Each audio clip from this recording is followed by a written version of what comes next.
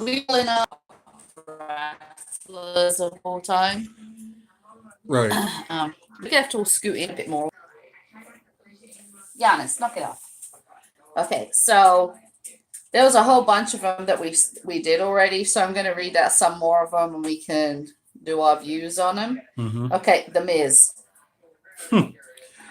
A guy that made it from nothing to, well, he was something already from doing the real world, then just made himself to a big name. Although some people criticize his wrestling, but for, I'll just say for the ones that say he couldn't wrestle, I say he approved from that. He went from nothing to And- nothing.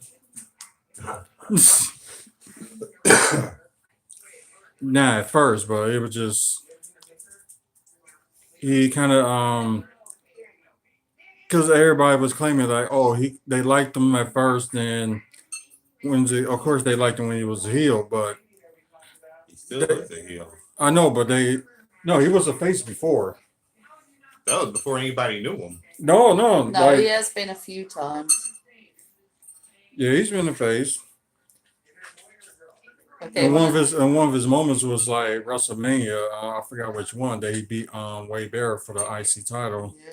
Although it was on a pre-show. Okay, another one, JBL.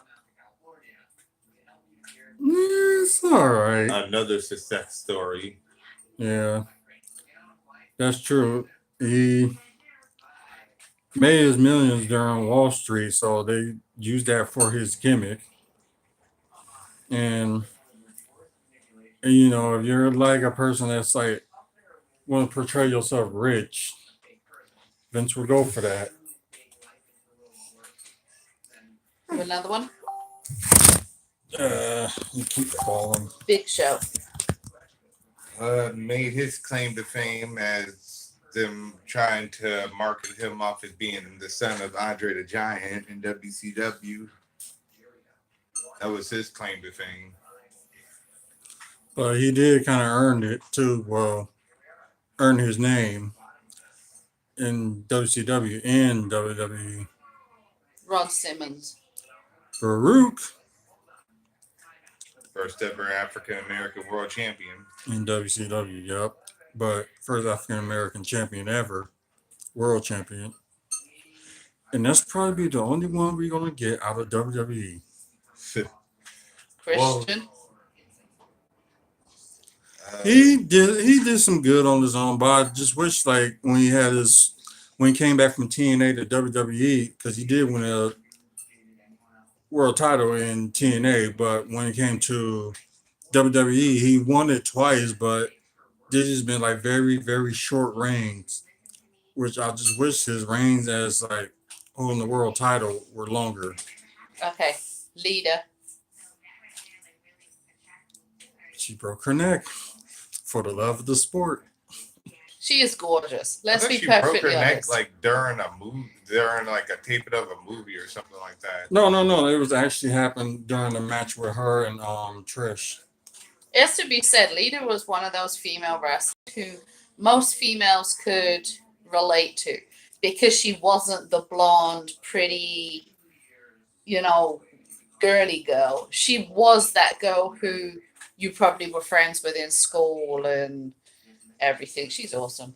Right, and also to clarify what he was thinking of, it happened during. I think she was trying to do like a move and from diving off through the rope. I think it was over rope or through the ropes, and she kind of bent back like this, and how she landed, and it kind of messed up her neck. Okay, And Batista. that was the main event of Raw, the first time that either woman, her and Trish, had main event of Raw. Okay, Batista. Doo-doo, doo-doo, doo-doo. Best story about Batista was he was in Milwaukee and we were at the Hyatt and he had his keys. No, we weren't at the Hyatt. We were somewhere else. He had his keys attached to his bag and he actually had a pick and save savers card on his keychain. And I sat there and I giggled myself stupid for ages. That's abnormal. normal. Oh, but it was just funny seeing Batista walk in with it. And also him being like one of that class of 2002 and done some good, winning the world title and the WWE title. It has some of the good feuds that he had during that run, or especially the one when he was leaving, the one he had with John Cena. That was a good feud. Okay, Kevin Nash. Claim to fame in movies. Can we just say that Kevin Nash should not be in the Magic Mike movies? He cannot dance and he has no rhythm. Well, I was talking about Magic Mike. He actually made his claim to fame in Teenage Mutant Ninja Turtles 2: Secret of the Ooze as Super Shredder. Yeah, I bet that costume was heavy. But they did try him out, put him as a WWE champion. It worked. It worked. Well, according to what they say, ratings, it didn't. Not ratings, but like I think it was probably ratings, and some of the critics they thought he didn't fit that well with that concept of being a champion. But I thought he did, and I saw a few of his matches when he was champion, and also he was WCW champion. Which Yeah, but that way you were just being greedy, right. Okay, the Iron Sheik. Don't know much about him, but it seems like he was doing a great heel at the time of the '80s when they had that It was during Let's the Cold War. Oh, that was an Iron Sheik doing that during the Cold War. That was Sergeant Slaughter during the Cold War. Iron Sheik did it during the Cold War too. But yeah, Sheik was around like Oh no, wait a minute. I was thinking of two different wars. I'm sorry. The Cold War was the 80s. That was between the East and the West when we were fighting to get Gorbachev and the leaders of Eastern Europe to bring down the Berlin Wall. I was thinking of two different wars. Are you thinking the Gulf War? I was thinking of the one in the 90s with the first George Bush. Gulf War. Yeah, that was Gulf the War. first one. That was the one I was thinking Yeah. of. Two different, like I said, I was thinking of two different And the wars. thing with like the whole Iron Sheik thing as well is that we were in conflict with Iran at the time. And it's funny because we were like fighting Iran to support Iraq and how things have changed over the decades and everything. And the whole thing with Sergeant Slaughter and the Iron Sheik and Hulk Hogan and all that lot was just, early 90s. it was just amazing. Right, I agree. Okay, one of my favorites, Davey Boy Smith. British Bulldog, First Bulldog. the guy that should have been world champion. I don't know if he would have carried the bill so well as world champion. I don't know. I guess we'll never find out. Right, never would, because it seems like Vince never gave him that chance. Because he didn't even have the Intercontinental title for that long. He had it for like probably a week, not even. And he handed it to Shawn Michaels. And he was also a former tag team champion. With the tag team he was with, Dynamite Kid, which who died recently. 2 days ago. Yeah. 2 days ago. The only time he had a really good tag team title run was one with him and Owen. Yeah, I was just about to mention Owen Hart too. They had a really good run with the tag team titles. Yeah, they did. Okay. Jimmy Snuka. Superfly. Just be honest, he was the original high flyer. Yeah, I was gonna say For one of the greatest. WWE, yeah. Everybody kind of. I'll put it like this. He was like the first like high flyer that wasn't a lightweight. Yeah. And everybody who has come since has tried to put their own spin on certain moves that he's done and Right. everything. How about. So I'm just trying to. China. First woman to ever win the Royal Rumble. First woman to ever hold the male dominant title. Which was the Intercontinental title. So that was pretty good, that feud with her and Jericho. Okay, what were your thoughts on what happened with her and Triple H and how WWE treated her? Well, I think the way the WWE treated her was poor, very poor. I think it was like ridiculous, and it was sucks to say, but it's kind of the rise of Triple H. Yeah. It just. Oh, go ahead. I was gonna say, and to me, the sad thing is that she was basically discarded. And to me, she did not do anything wrong. Right. It was almost as, in my mind, as though Triple H and everybody wanted her gone from the business because perhaps she knew too much.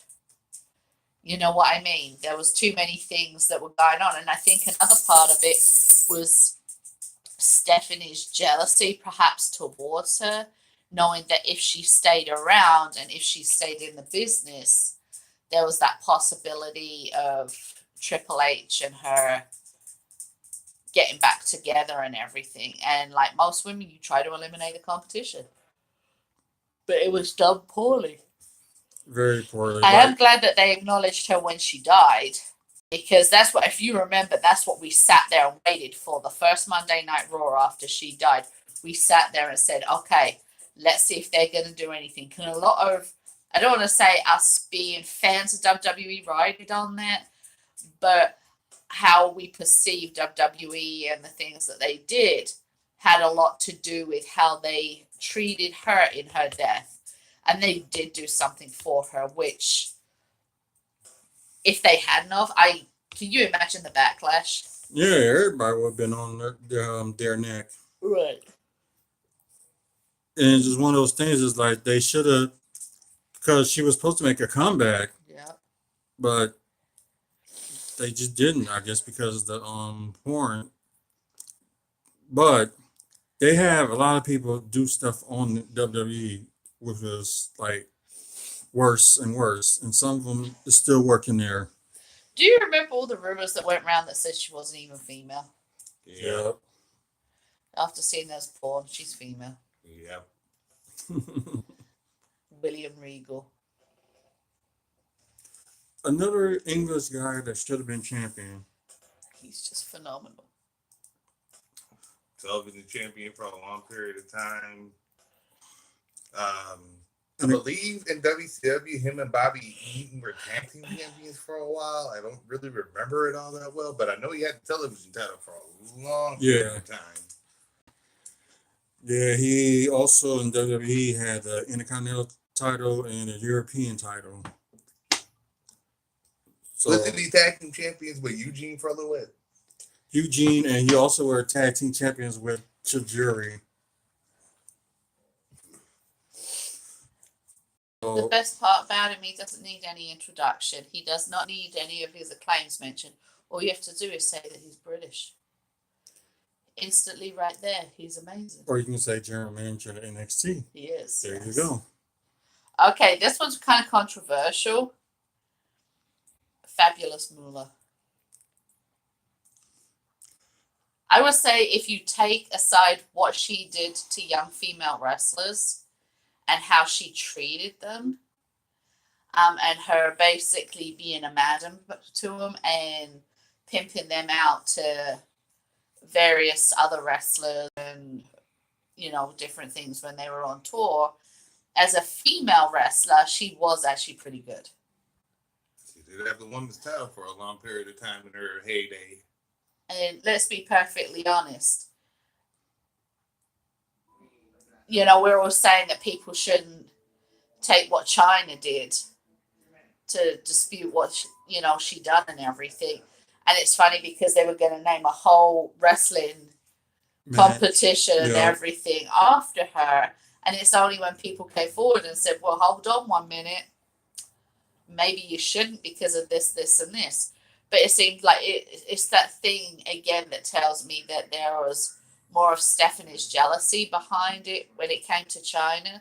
That it was okay to name a whole event after Fabulous Moolah, who basically pimped out young female wrestlers and stole their money. And it was okay to do that, but we couldn't have Chyna do anything because she was a porn actress. I would say the Battle Royal should have been named after her. Yeah. Okay, let's but find that's another just one. my thoughts. How about Scott Hall? Razor Ramon, He had a lot of demons.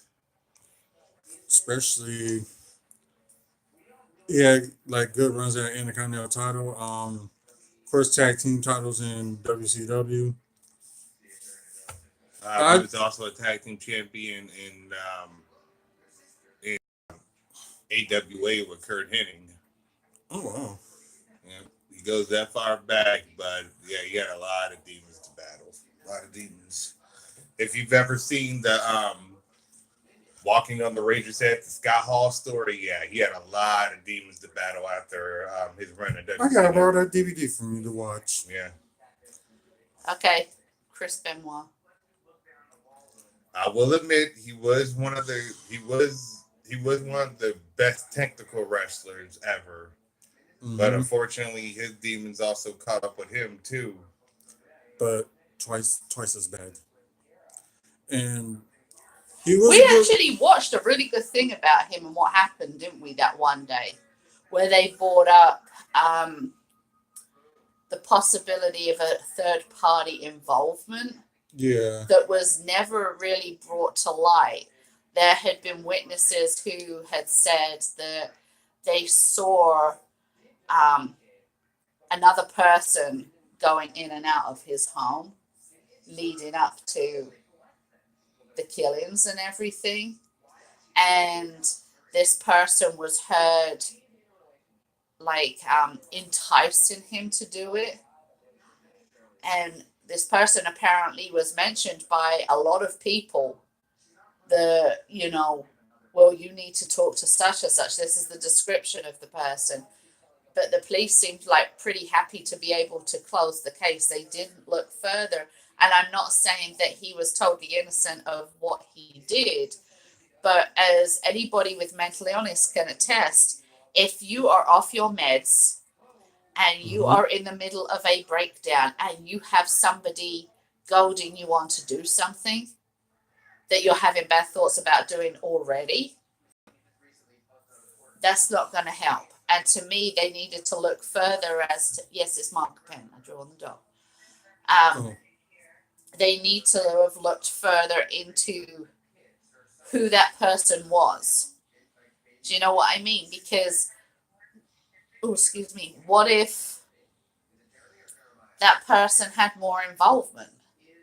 What if that person was the person who had been behind the scenes for a long time? And, so it would be, let me put it this way, it would be kind of like, it makes me wonder if that person is, say, perhaps how Mike is with us, that he's here and everything, and then say when you're having issues with your medication and Mike's goading you to do something, perhaps you say to him, you know what, I could just, slap the shit out of her. Hi, Maddie. Which I don't. He doesn't, no, and we just use It was just an example. Like, say, for example, All of you AJ. are out there, no, I don't. No. AJ, just for example, say you're saying to Mike, you know what, I really want to slap the shit out of Hazel. She's pissing me the fuck off. And he could be like, do it. Just go ahead, do it. Go on, do it.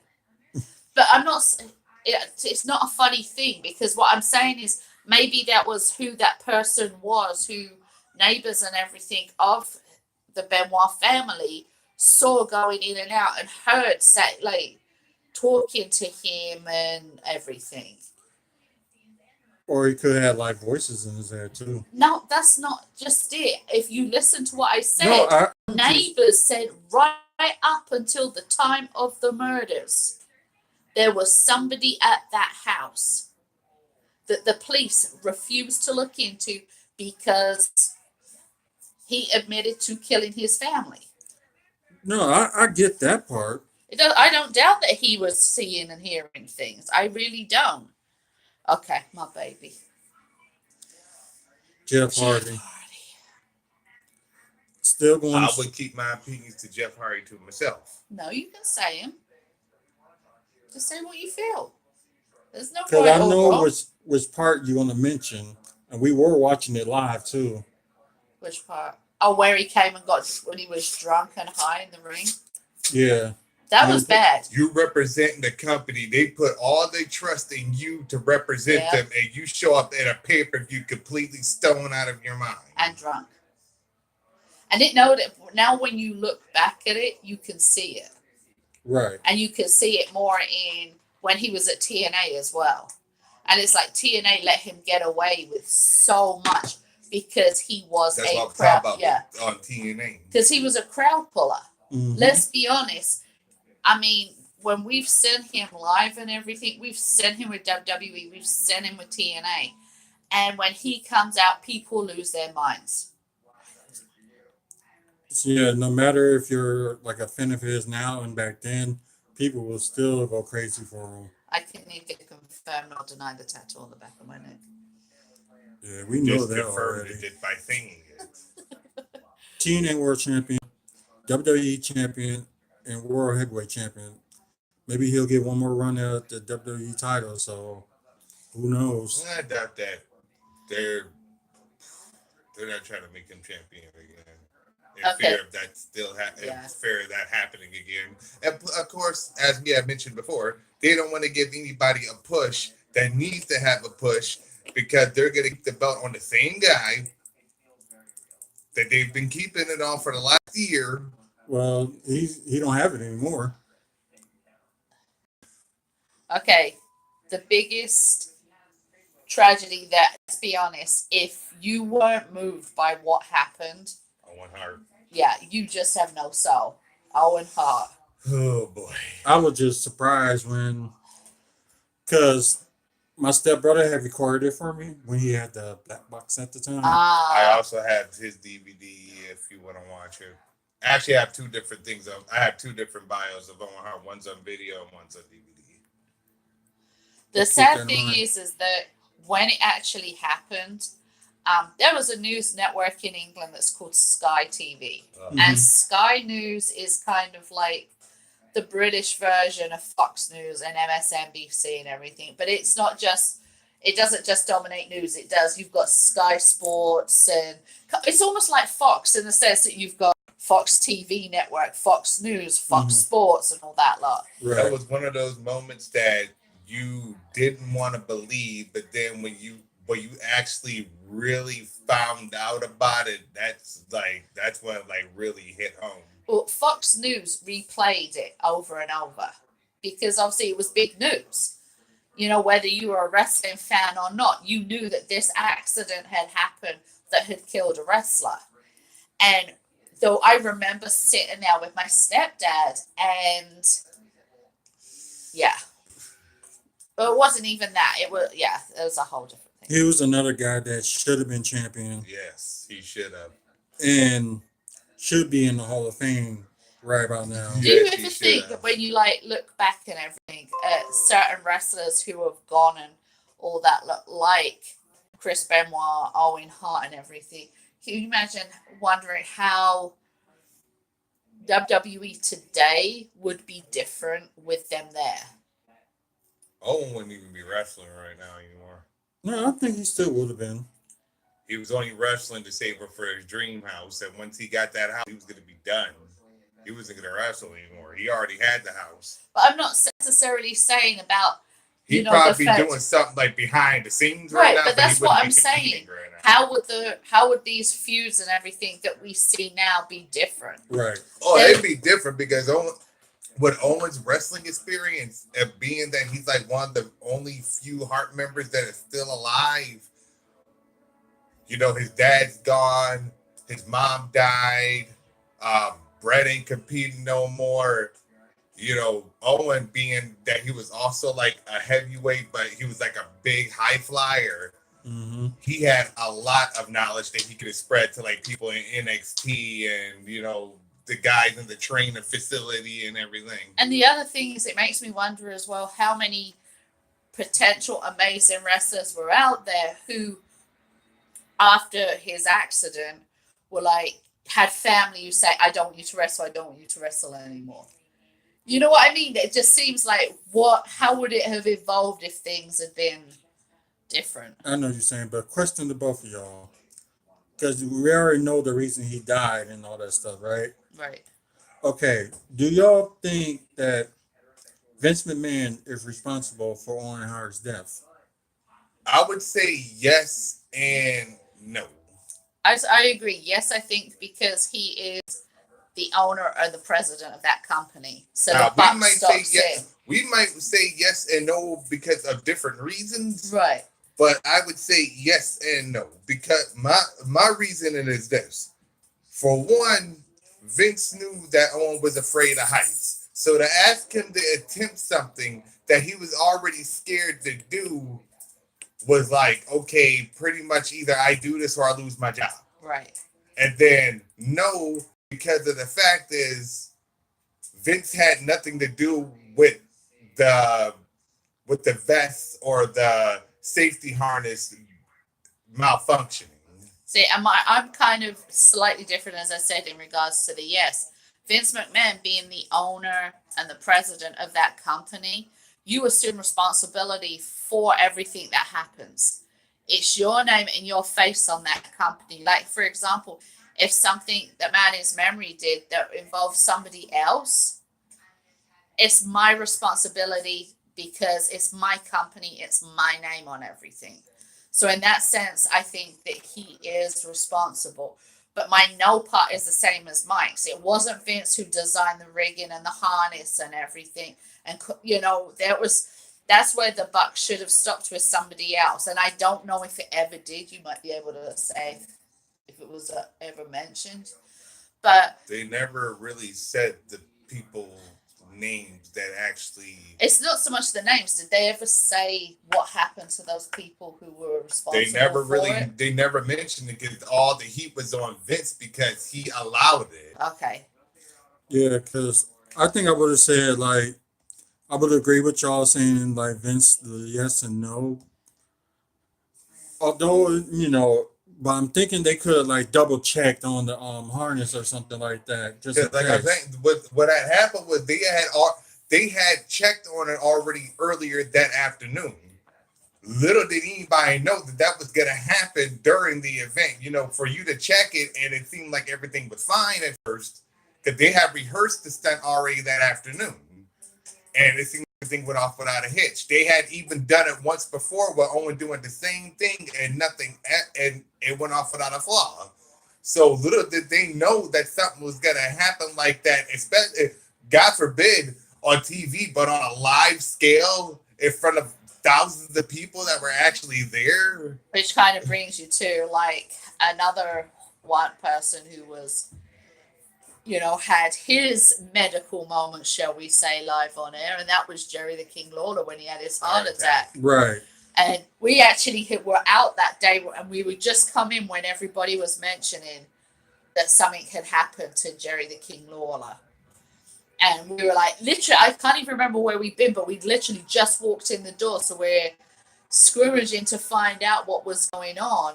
And for me, one of the most heartbreaking things was Colt sitting there. And he's saying, we're not having any announcing during these matches. The matches are just going to go ahead. And you could see in his face how extremely upset he was that this, good friend of his, they didn't know if he was going to live or die. But then, as we said, the other thing in regards to that, it was a natural causes thing, that if he was going to die, he was in a place that he loved to be. And, with cheers from fans. And I think for anybody, you would want to be in the place that fills you with that much joy. Do you know what I mean? But it was still horrible. Right. The crazy thing was like Michael Cole was feuding with Jerry the King Lawler, and it kind of made Michael Cole. They could carry on that whole storyline. They Right. had to stop it because he was like, this is my friend. This is my friend. So right there, that whole storyline. And, what was he supposed to do? Carry on? You can't do that when somebody who you actually are friends with and care about comes down with something or any injury. The whole feuding tends to go out the window because you've got other priorities. Right, exactly. Okay, I'm trying to find some.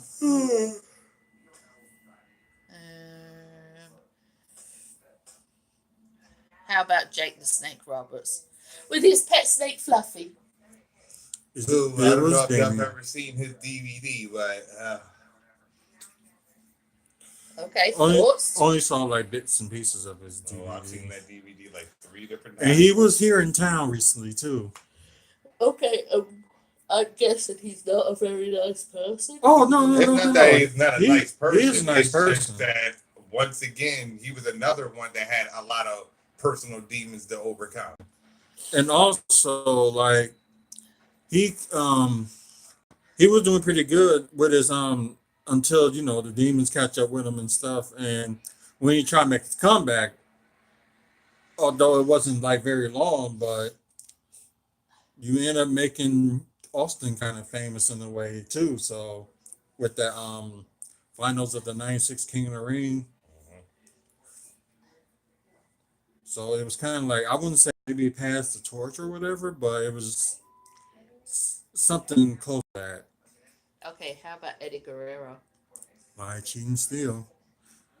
I think we Isn't that the motto in this house when it comes to food? That book was deep, man. That Eddie Guerrero story, man, that was deep. I It's read in the book. office because you haven't read it Yeah, I yet. haven't read Oh, it. I read it. A friend of ours, JP, read the book and he was in I town and he do. actually lives in Seattle and he purposely came round to drop off the book for us to read and you got to read it first. The other us, we haven't read it yet. Oh, okay. I won't mention it then because I don't want to spoil anything. No, you can mention it. It doesn't matter. Because he had the DVD out too, so he was mentioning some things. I can almost guess that book is a lot deeper than the DVD was. A whole lot deeper. Could have been. Okay. But one of the guys that were like, his height wasn't, he wasn't like this 6 foot tall guy and things like that. But he finally had a chance to show like people like his size, him and a few others, that you can be champion. And that's Okay. what he did. How about $1 Million Man? Yeah, DBIC. I like his gimmick. I like his gimmick. His son was actually really cool Mm-hmm. as well. We've had the pleasure of him being in town a couple of times and Right. Son of Mike Iron Mike DiBiase. That's the man's father, who died in the ring due to a heart attack. Oh wow. His DVD is really deep too. The Price of Fame. That's a really good DVD. Also, I saw it on YouTube. It was really good. But that creation he did with the $1 million belt, everybody want to hold that $1 million belt, and they still do to this day. Yeah. I know there's some people that I know from certain groups that got that belt. and that was the other thing you saying about that. That is one belt that WWE still sells. Yeah. That is always sold out. Or There's literally, it's like down to the last two, and you're like frantically trying to buy it. It's like, sorry. Yeah, and you got people that actually would buy it. Yeah. And that's the thing. Either it'd be sell out or it'd be close to selling out. Yeah. But out of all of the belts that were specifically for one wrestler, that one is it's so iconic. And it will always outdo like the Spinner belt and the Rock's belt and Stone Cold's belt and everything, because it was the money thing. Let's be honest. Everybody wanted that belt to be him. And Yeah, I can say Yeah, his that. Hall of Fame ceremony was awesome. what about Ricky the Dragon Steamboat? Legend.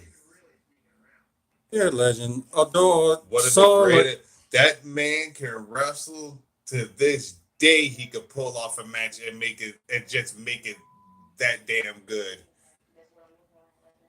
and what he did, I think I'm not sure if it was WrestleMania 26 or whatever, it was like a 1-on-3 with Chris Jericho versus him, Ric Flair, and somebody else. And Ricky Steamboat and Jericho's portion of the match was so badass that they asked him to come back and make another match, singles match, and Ricky Steamboat can still go. Yeah, That I man's agree. like 67 years old and still went for like what 30 to 40 minutes with Chris Jericho alone. And but you know what? That tells you about, how when some wrestlers and everything leave, they kind of let themselves go. But yeah, Ricky He was Steamboat. with a few that didn't let himself go. and in a way, I know that they're two different complete races and everything, but he was actually my dad's favorite wrestler. Oh wow. And in a way, how my dad is like 67 years old now and still is riding 70-mile bike rides and everything. It's still, to me, it's almost like can't say that he was inspired by the likes of him to carry it, but it's just that similar thing. How about Sting? Icon carried Oh, yeah. carried WCW to a height to where he even made WCW better than WWE because everybody was wondering who was the icon. That especially in the early 90s. In the early 90s you had Hogan as the top draw in WWE. Sting was the top draw in WCW, and Sting at times was outranking Hogan. Yeah, that's true. Okay. It So- just sucks that he hasn't been like WWE champion before he retired, and that injury he had that forced him to retire just kind of sucks. Which he should have been there a heck of a lot sooner, but he chose otherwise. He should have beaten Triple H though at WrestleMania. Very true. Okay, so we've literally over the past 2 days have had die. Right. I do apologize. That is so unladylike. Huh? You burped live on air. I did. Let's start with Dynamite Kid, who passed away on Tuesday. I know personality wise that he was an a-hole from what I heard. A lot of people said it. Yep. And I guess people that would talk to him, and to me, I think he died very young. He did.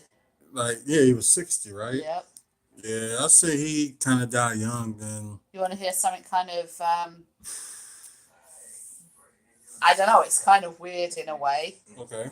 He was born 5th of December 1958, Oh, wow. died 5th of December 2018. Yeah, he died on So his he died birthday. on his birthday. Yeah, they did mention that. And I just didn't caught on to it until you just mentioned it. Only thing I can say about Dynamite Kid is that he was the British Bulldog tag team partner. They were tag team champions, and that's pretty much all you can really say about him. They really didn't say very much about him after he left the ring. After he left ring action. Yeah, because I'm about to say they didn't even use them after they split them up. Did they split them up or Really no big, big Um, poof? It says here, obviously they won April 7th, 1986. They won the WWF World Tag Team title. He would suffer a serious injury in a tag team match that took place in December of 86 Didn't have something to do with his neck or something. against Don Morocco and Bob Orton. Okay. I'm not saying, hold on. While recovering from back surgery, Billington would recount that Bret Hart showed up and stated that Vince had sent him to get Dynamite's tag belt. Billington refused shortly after checking himself out in the hospital. He met with Vince McMahon, who requested that the Bulldogs drop the tag team titles. Billington refused, saying that he'd only drop the belts to the Hart Foundation. Oh wow.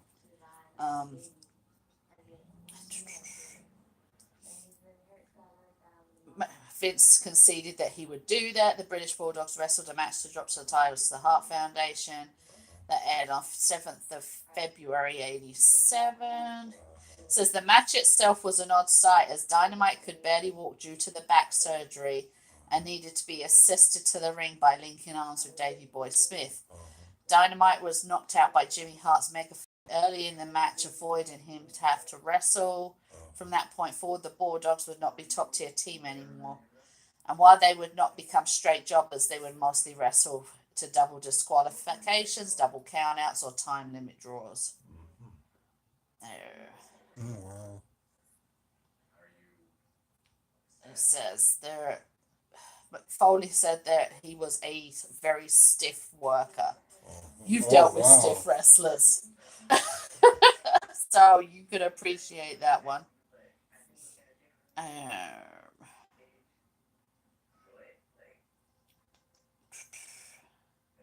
From the looks of this, he's had a lot of encounters, shall we say, with different wrestlers.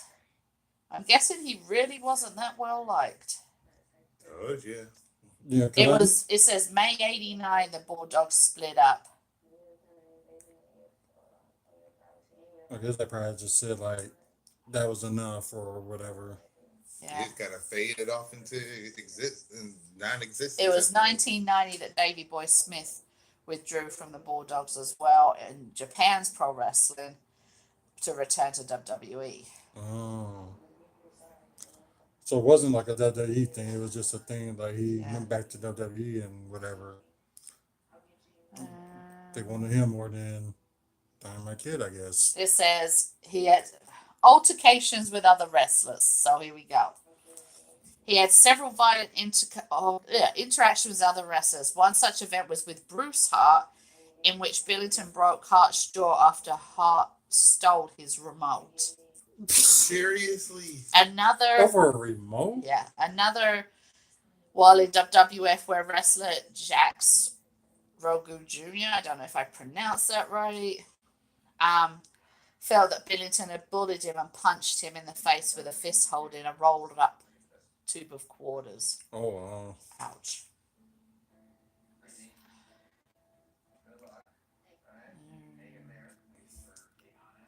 Apparently, High Spots released a documentary called Dynamite Kid Matter of Pride in February of 2013.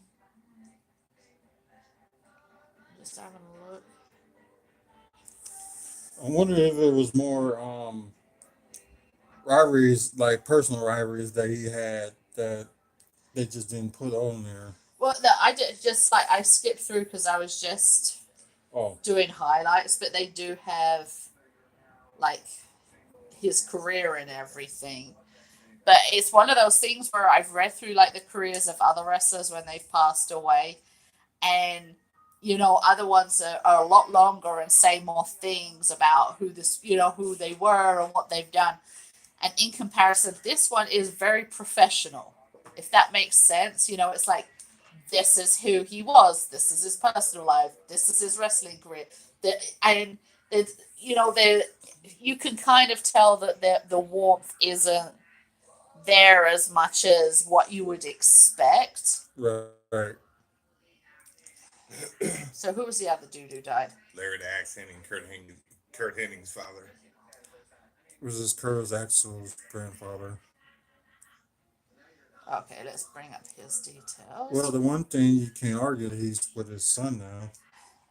Yeah, he was old anyway. So. Well, he was born June 18th, 1936. So there you go. He was 82 when he died. Long career. Hey, he had a long life. It says that his ring name Larry Hennig, build height 6'5", build weight 320, from Minnesota. Debuted in 1956 and retired in 1985. Wow. That's a long career. That is really a long career. is. Yeah, there was people that I knew that I guess took pictures with him at the time. He was like at other places like events and venues and stuff like that. And I think it probably was around like a few years ago they took those pictures, and they ended up saying that he was a cool guy. This is really cool. It says here that he went back to when he retired. He went back to work part-time at Domino's Pizza. Wow. Just so he had something to keep him busy. Although he didn't need to work, but right, he just wanted something to understandable to do. I like that. That I don't know why, but that just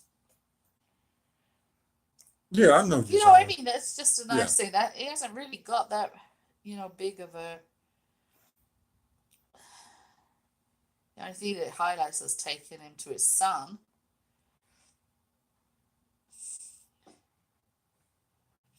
I really wish that they wouldn't do this though so much when they do like the causes of death and everything. Mm-hmm. On a lot of them, like I just obviously clicked over to his son who died, and on a lot where it says cause of death, it's like in his case it was like natural causes and all this lot. But and to me, I understand that there are people who like with death due to suicide and murder and all this lot. And yeah, I just don't like it when it says acute drug intoxication, which is Kurt Henning's one. Oh, Mr. Perfect. Yeah.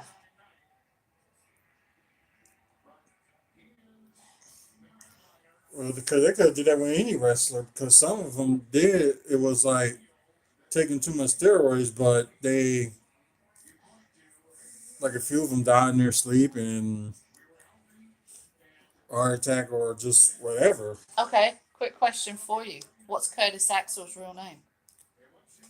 God, I They forgot. said it at the Hall of Fame when Mr. Perfect was put into the Hall of Fame. I just forgot what the heck it is. I know his last name is Henning, but Yeah, and his middle name is Curtis. oh, so But that what's makes sense. Yeah, but what's his first name? Michael. Nope. Uh, I'll give you a clue. We're in the season of Christmas, right? His first name is the name of someone pivotal to the Christmas story. If you God. think no, his name ain't God. Oh Lord. It's someone who is pivotal to the Christmas story.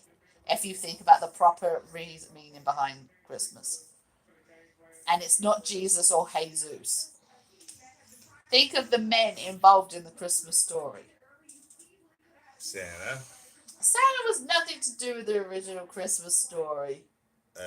Are you talking about the movie Christmas Story? No. The Three Wise Men. The actual nativity story.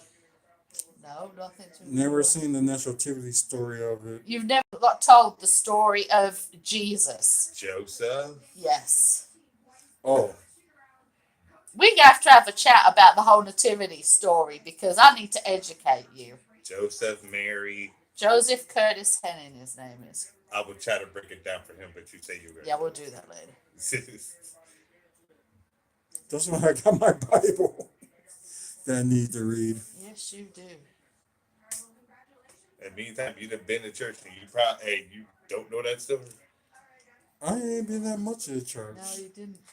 I was raised in a religious school, so my schooling and everything from age 4 through to 16 was church based. So Right. Easy enough. I'm just seeing what else is going on. Probably not much that Raw got his, both Raw and SmackDown got his lowest ratings they had in a while. I wonder why. I think it was a 2.2 rating for Raw, and on SmackDown had like a 1.9 rating. Yeah, well, it 'cause has people are been going getting tired down. of seeing the same damn thing every fucking Yep. week. It's getting old, let's be honest. They need, do you know what? I think, like, with everything else, when you run a business, regardless of whether it's a TV show or a store or whatever, when you run a business that makes money, you have to rebrand yourself. You have to go away at times and come back and rebrand yourself. And I'm not saying WWE needs to, well, WWE does need to be off the air for a little while. I wouldn't say off the air. I would say it has some of their But talent. it needs to be rebranded again. They're using the same people over and over, and it don't make a difference how many times you. I don't give a dang. Let me see if I can explain this in the way I'm thinking of it. It doesn't matter what the storyline is. You can have different storylines, but if you're using the same people in different storylines, it gets tired. You can only use, like, let's see, Brock like, Lesnar. let's just say for the fact of Charlotte and Ronda Rousey, you can only use them so many times to the point, like, even if the storyline is different, you can only use them so many times that the people are like, damn, can't they use somebody else? Like, they that's- got all these divas on the roster, and that's the only two people y'all focus on. Every time there's a feud going on with the women's title, it's always either Ronda Rousey or Charlotte. Yeah. Ronda or Charlotte. Ronda or Charlotte. And see, it's the and that's- same people every time. And that's why people get sick and tired of wrestlers like Brock Lesnar. Why they get sick and tired of John Cena. Why you get sick and tired of, let me think of someone else. Why Roman Reigns started getting booed. Because it comes to a point where, as Mike was saying, you can only have them in so many things. You have got this wonderful thing called NXT. You have some amazing wrestlers in there who they have brought up to WWE, and we've watched them do it. You have and then two. they stop using them. Yeah, you have two amazing wrestlers from Japan. Right and now, they stop using them. yeah, right now on the WWE roster, the reason they stopped using them to really hold titles was because of their mic skills. Well, as we have said before, get them a manager. Or it might change for Asuka because now she's in the title picture. Right, But is she going to get it? yeah. And Yeah, if there's she a good does, how long would she keep it? And see, and that's the thing. It was great when they brought Charlotte up from NXT. It was great when they brought Bayley up from NXT and a couple of others because you were excited to see these new faces. And now here they are on the main roster, and they have barely used them because it's always either Charlotte or Ronda. Yeah. Charlotte or Ronda. Well, I wouldn't put it like entirely on Ronda because, like, She's because just in the been in this she just joined But them. even still, I get what Mike is saying. It is the same ones who they are like flip-flopping backwards and forwards.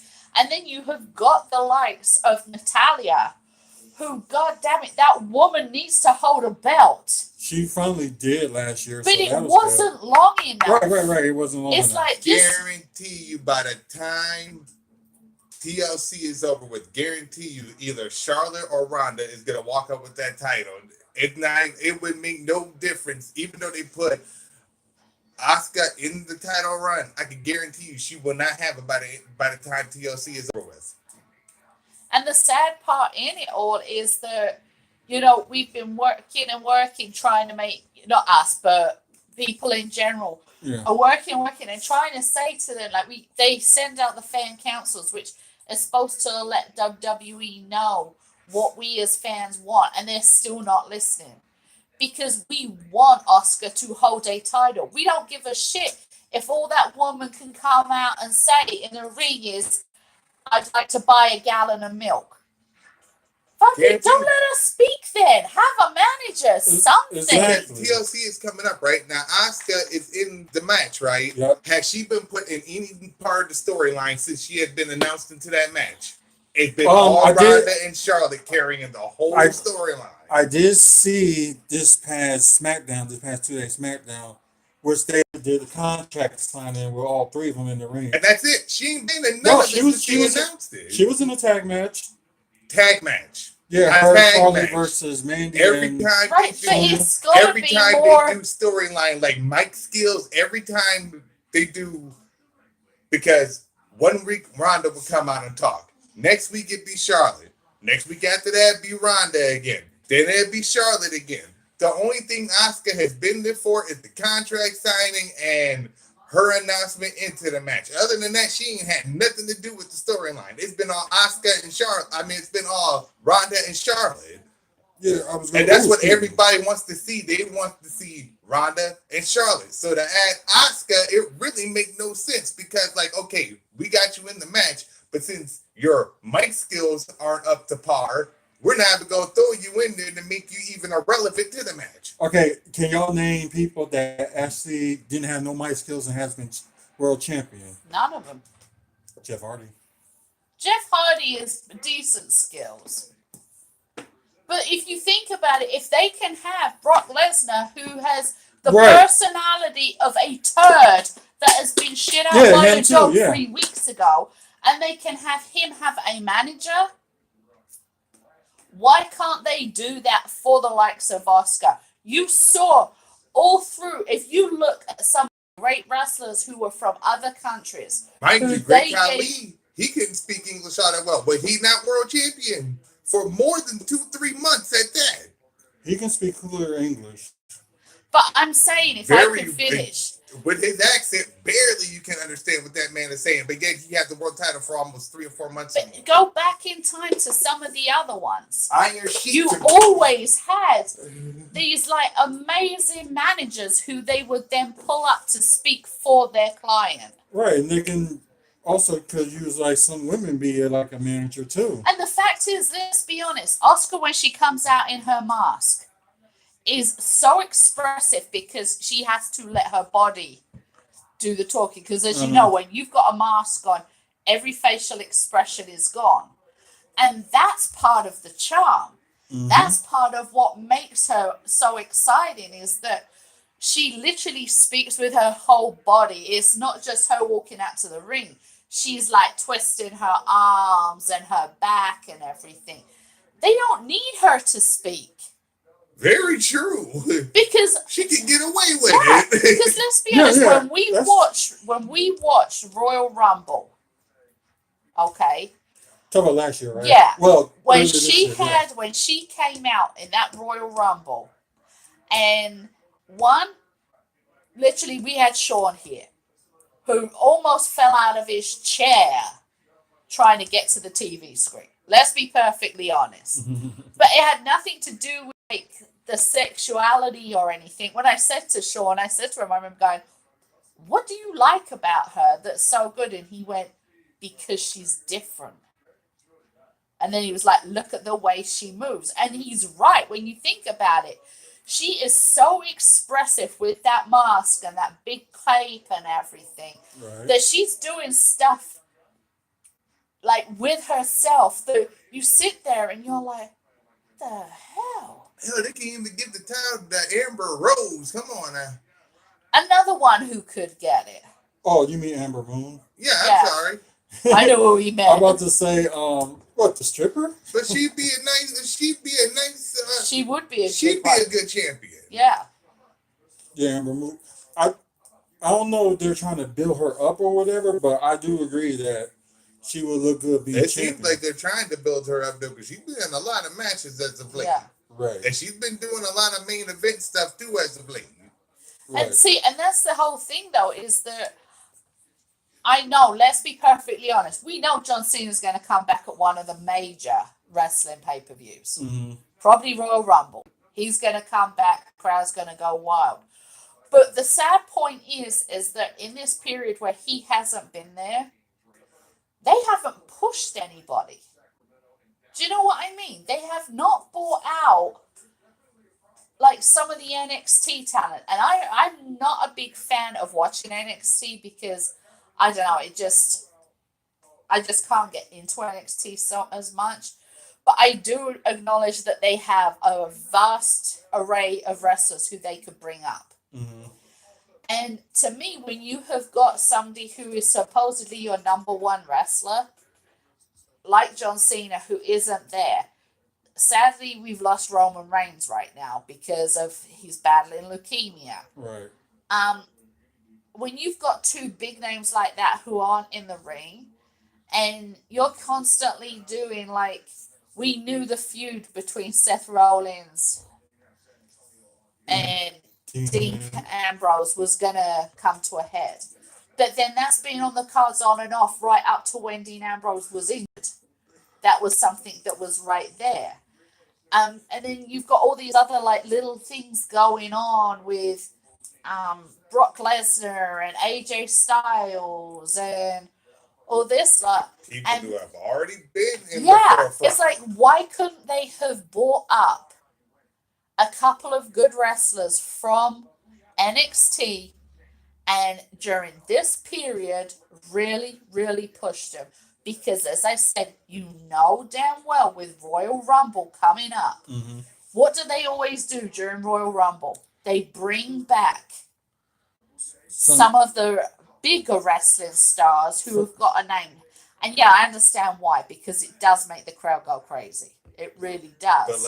But like you were also saying, and like I just said, name one person right now who's at the forefront that has not been there yet, or who has not already been there. AJ Styles already been the forefront. Daniel Bryan has already been the forefront. Let's see. Braun Strowman, he's been there since God knows when, and he still ain't had the damn title yet. And he is, Exactly. oh my God, he is the prime example of someone who you need to hold that title. Because one, as I mentioned about when he was going around Children's Hospital, and he was going around Children's Hospital in character, and he was starting shit with the kids who were in that hospital. And what were those kids all doing? Absolutely loving it. But now I kind of think about it. Now I understand why they haven't given him the title. I get it now.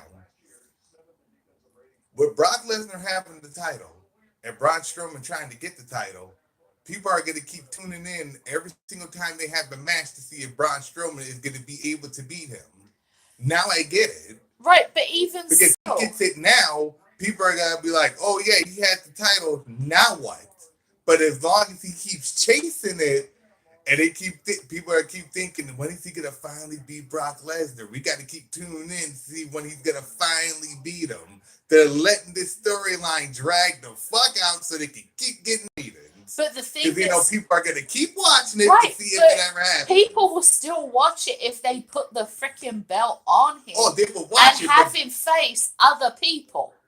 Because you know what damn well is going to happen is that he will get that belt either this pay-per-view or for the Royal Rumble, and then whoever wins the Royal Rumble, which will undoubtedly be Cena if they bring him back, is going to challenge him for it. And then of course John Cena's gonna get it back. And Right. And nothing against John Cena, but it's like, stay gone for a bit longer. Because we need these newer wrestlers to come up. Oh, we need to, but Vince ain't gonna do it. No, but this is the whole thing. This is where, as much as I dislike Triple H, I really dislike him. He has done a phenomenal job with NXT. Right. And he has got some phenomenal wrestlers in NXT.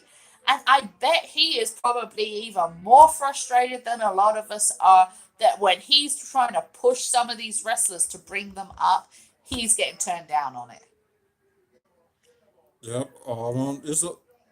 Like I said, like they boo some of these people and they taking the wrong blame.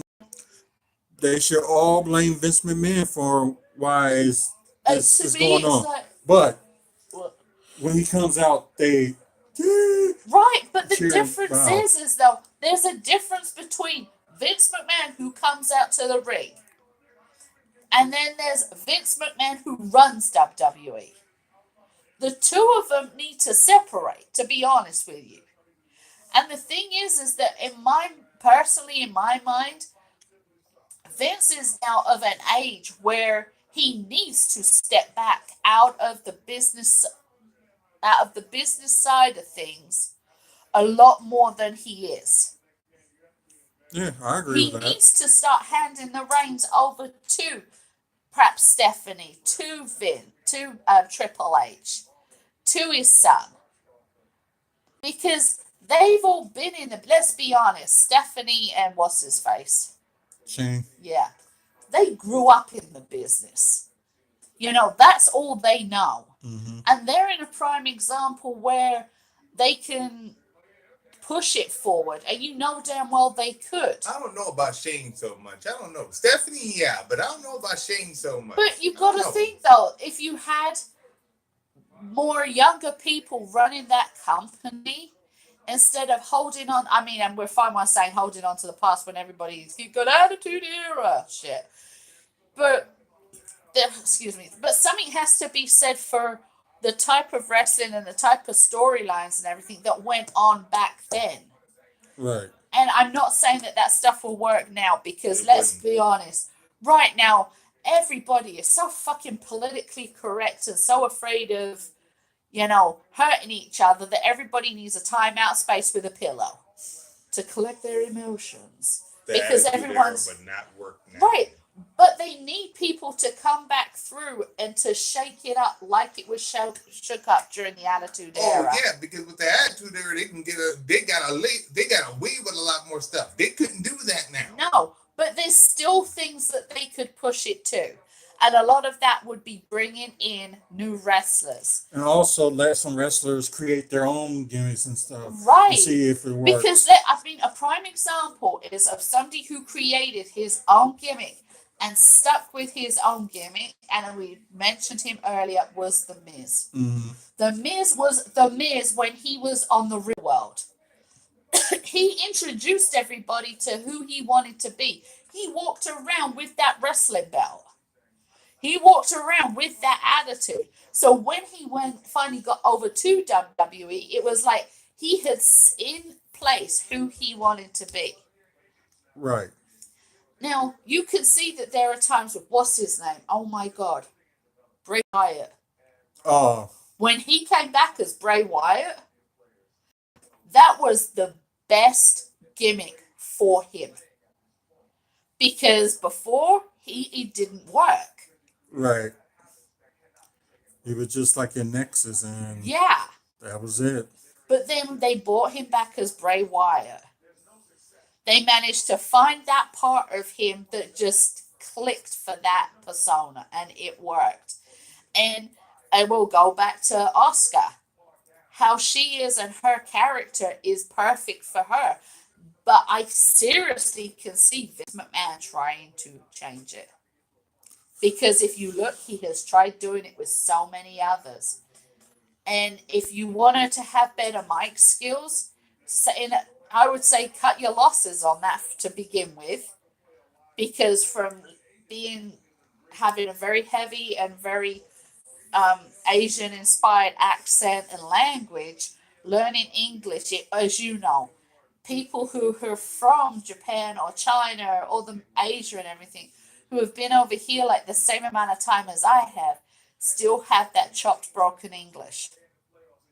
It's nothing against them. They're learning, but English language is very hard to learn. Yeah, just like a person that speaks English, Spanish or whatever else would be it's hard to learn. So either let her use her body to talk and let people be totally mesmerized by, because her entrance music, and when she comes out wearing the mask and everything, I mean, you can literally sit here and, like Mike's doing right now, you can close your eyes and you can hear the music.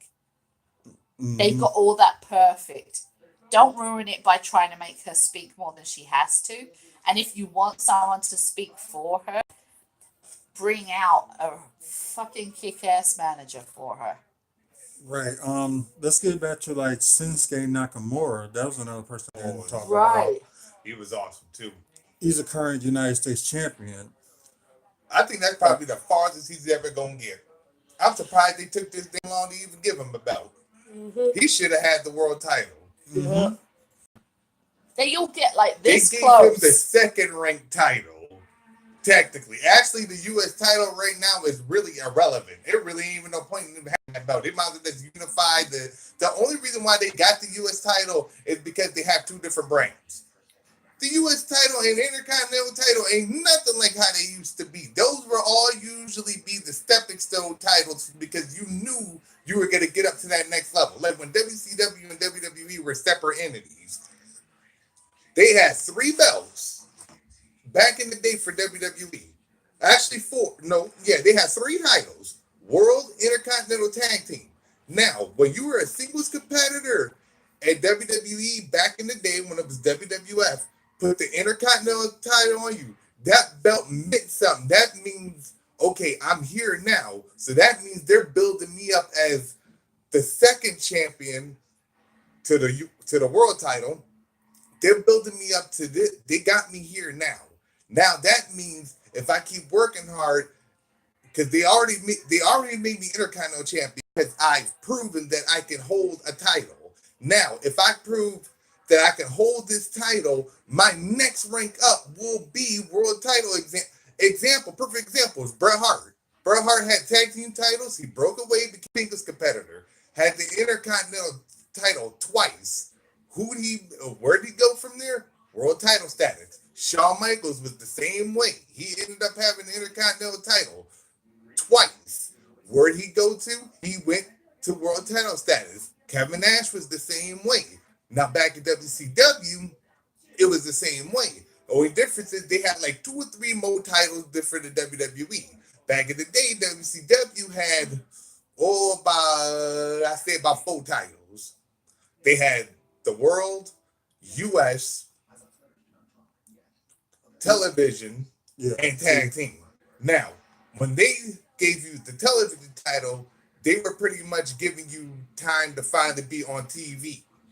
Because the television champion was on television every single time. You were on TV every single night. Saturday, WCW Saturday night, Monday Nitro, Thunder. Clash of Champions, Thunder. You were on every TV taping. Your next rank up to that, if WCW saw you were on TV and saw that you could carry that load of being on TV every single week, they would then bring you up to US title status. Next step up from that was world title status. So that means when they give you the US title, that's time for you to see, okay, let's see if he can carry the load. Because the US title was right below that. That was like, okay, let's see if he can handle carrying the load of being the second guy. The second guy is like for instance, what was like, I'm just gonna use Sting and Lex Luger as the example because a lot of people know them. Lex Luger, when he was US champion, he was right below where Sting was at. Sting was world champion at the time. He was right below that, but they gave him the US title to see, okay, he's drawing tickets. He's having good matches. Let's see if he can carry this title to see if he's ready to be pushed to the next world title status. Did Lex Luger not get world title status after that? After Sting became US champion? Yeah. But like I said, now it's like the US and Intercontinental titles now are irrelevant. It don't make no difference. Is Seth Rollins going to become world champion? Probably not, but yet he's the Intercontinental champion. Okay, the reason why Asuka didn't take the belt when she was scheduled to is because she broke her collarbone and was out for 6 to 8 weeks. Talk about for WrestleMania? Yep. I never knew that. Yeah. And she didn't show it either. Yeah. But this is the other thing. I'm just reading through like her bio and everything. And she is this is where they could make really good use of her. She is a trained graphic designer. Oh, wow. Which Well, look at her explains, costume. I was going to say, which explains her costume and everything. Wouldn't you take somebody who has those skills as well and use them a little bit more in what you were doing? Mhm. Give her the title, let her design her own belt. Oh my God, that thing would be funky as all hell. Instead of having the WWE logo, have like her mask. As Oh, the that would be centerpiece. really good. But okay, so are we good for this evening? Because it is now nearly 12:23 at night. Yay! This weekend be good. And we're gonna keep on talking. Don't give a dang if you're watching or not. Can we do it then again Tuesday? We won't be here. Where will we be Tuesday? Oh yeah. Wednesday? Wednesday's fine. Excuse me. You're disgusting. You burped dead on TV or dead on camera. At least I covered my mouth up and I said, "Excuse me." I said, excuse me. You just let it fly out. Was like, Do you know what, okay. Sharper? I'm going to challenge you to a farting competition. Oh, God. And on that note, we will say goodbye. We will maybe back on the weekend, but we'll definitely for sure be back We'll on see. on And Wednesday. don't forget, we're sponsored by Lay's Potato Chips. Go get you some. And we're sponsored by Dunham Sports. Go to the nearest location and check out their sports gear. Bye. Stupid